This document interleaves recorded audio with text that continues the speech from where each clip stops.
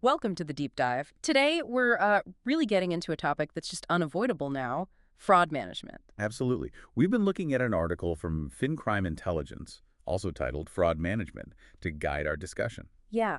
And our goal here is to use that source to unpack it all, what fraud management actually involves, why it's so critical, the nuts and bolts of it. We want to give you a solid understanding fast. Okay, let's jump in. The source defines it pretty clearly. It's the collection of strategies, the processes, and of course, the technologies that organizations use to, well, prevent, detect, and then respond to fraud. Okay, prevent, detect, respond. But it sounds like more than just a checklist. The source frames it as what? A central pillar. Exactly, a central pillar for protecting mainly financial institutions, fintechs, insurers, big online platforms. It's about guarding them and their customers too, obviously, from financial hits, Sure, the money loss. right, but also, crucially, from damage to their reputation, which can be huge, and avoiding those hefty regulatory fines. Got it. So much broader than just stopping a single dodgy transaction. And the source emphasizes being proactive, not just cleaning up afterwards. Definitely. That's a key shift highlighted. Modern fraud management is really about anticipating threats before they hit, plugging gaps in systems, making processes more robust, building strong defenses internally. So less firefighting, more building firewalls. Kind of, yeah. The idea is preventing the fire in the first place, which, as the article notes, is fundamental for keeping customer trust and staying on the right side of regulators. Okay, that proactive stance makes sense. So how do you actually build that? What are the core components the source mentions for a solid strategy? The article lays out 5 key elements. Think of them as interconnected parts. First up is risk identification. Okay. This means constantly figuring out where fraud is most likely to happen in your specific setup. Looking at all the touch points, onboarding, payments, internal systems, different workflows. Where are the weak spots? Right, knowing your vulnerabilities. What's next after you've mapped that out? Then you bring in preventive controls. These are the actual barriers. Things like multi-factor authentication MFA, which we all use, Mm-hmm. setting transaction limits, controlling who gets access to sensitive data or systems. Basically, making it harder for fraudsters to succeed from the outset. Simple things, but powerful when used right. Okay, identified risks, put up barriers, but some fraud attempts will still happen or look suspicious. Inevitably. And that's where detection systems come in. This is heavily tech-driven now. We're talking real-time monitoring, using fraud scoring to rate the risk of a transaction, anomaly detection to spot unusual behavior as it happens. Catching it quickly. Trying to, yeah.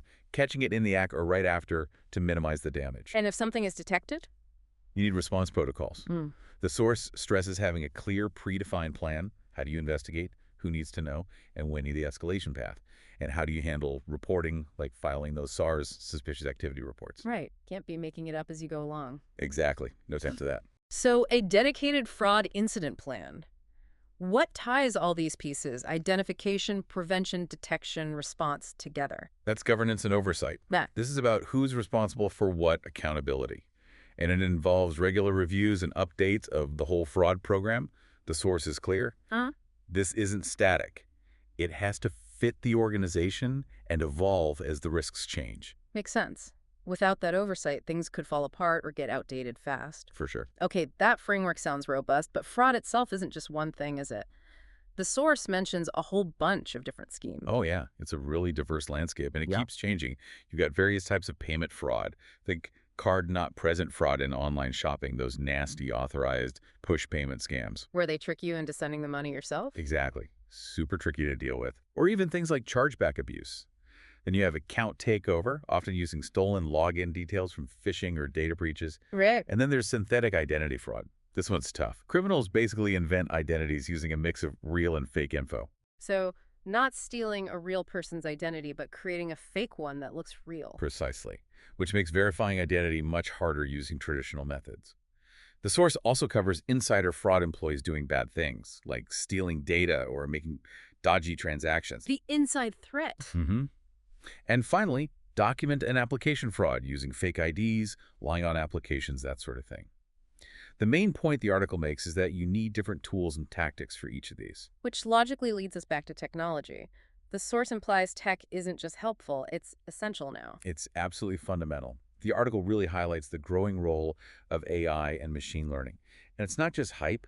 These tools can sift through enormous amounts of data in real time, finding subtle, complex patterns that older systems or human analysts might miss entirely. So AI is turbocharging the detection part we talked about. Yeah, making it faster, smarter, and hopefully, with fewer false alarms, annoying legitimate customers. But it's not just AI.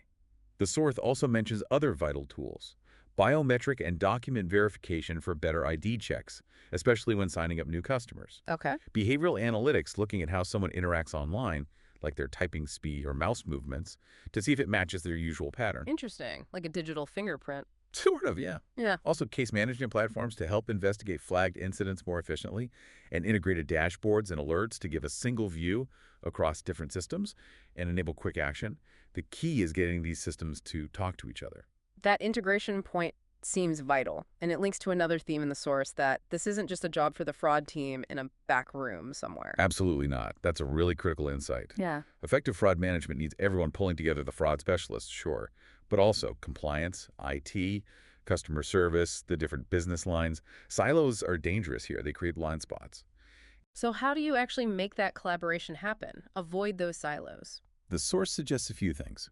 Training is big, making sure all employees understand the risks and their role, having really clear channels for reporting anything suspicious no matter who spots it, Right. actively encouraging teams to work together on strategy and when incidents occur, and, underlying it all, fostering an ethical culture, driven from the top, that says fighting fraud matters to everyone. Yeah, I liked that the source mentioned frontline staff. They often see things first. They're a crucial first line of defense.